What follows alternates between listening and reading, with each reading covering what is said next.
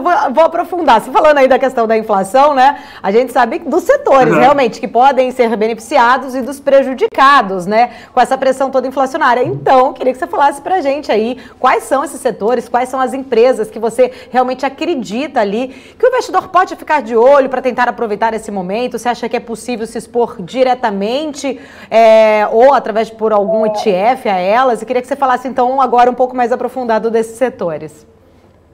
Show, vamos lá. Não, o pessoal sempre quer saber, né? Assim, bom, agora qual que é a boa ação, né? Onde é que a gente vai poder aproveitar mais?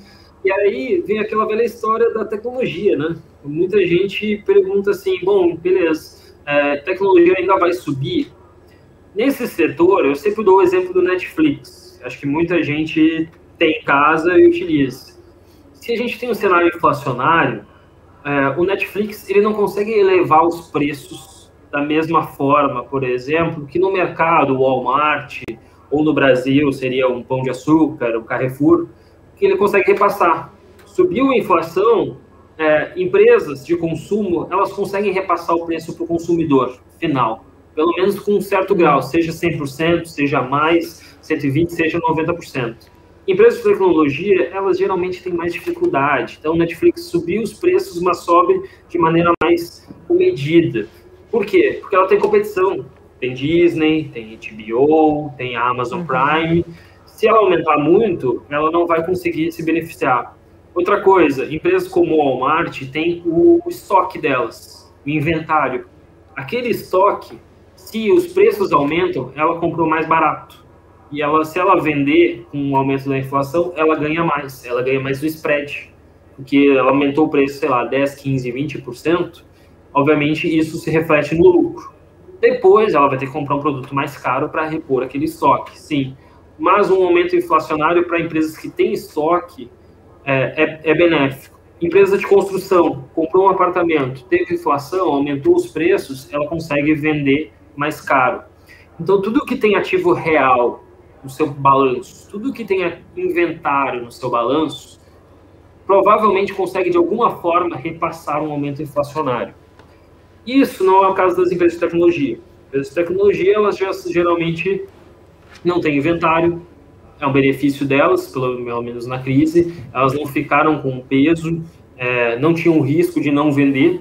Entretanto, quando tem aumento inflacionário, elas não conseguem crescer. Então, a gente vê que na tecnologia, provavelmente vai ter alguns vencedores, alguns grandes vencedores. Vai ter mais fusões, vai ser um setor que vai sofrer mais. O consumo cíclico provavelmente vai surfar a onda, já está surfando essa onda nos últimos meses, mas ainda não chegou nem próximo do que, por exemplo, a onda da tecnologia conseguiu crescer em 2020. Existem ainda muitas empresas que estão com múltiplos descontados. Lembrando que a taxa de juros nos Estados Unidos é entre 0 e 0,25. Se subir, como eles acreditam que vai subir, projeções são para 1,5 a 1,75. Aqui no Brasil a gente nunca chegou em 1,5 e 75, a gente chegou em 2, que foi um nível considerado baixíssimo historicamente, tanto que está voltando. Então, lá fora ainda tem um potencial bastante crescimento em algumas dessas de consumo. Energia, por exemplo, então a gente fala de Walmart, código da WMT, Costco, código CSCO, energia, por exemplo, NextEra, tudo que aumenta de inflação, eles repassam para o consumidor final.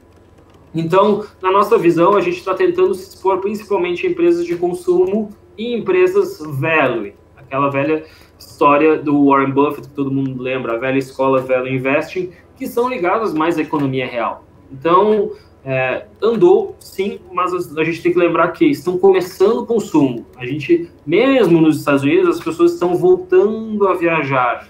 Imagina que isso vai acontecer gradualmente ao longo do tempo. Isso vai acontecer também na Europa, já aconteceu um pouco na China e acabou retroagindo, mas ainda provavelmente vai se manter, assim como vai acontecer no Brasil também. Então, a gente acredita que esses são os setores: consumo, energia, utilities, coisas que você tem ativos e que você consiga crescer com eles.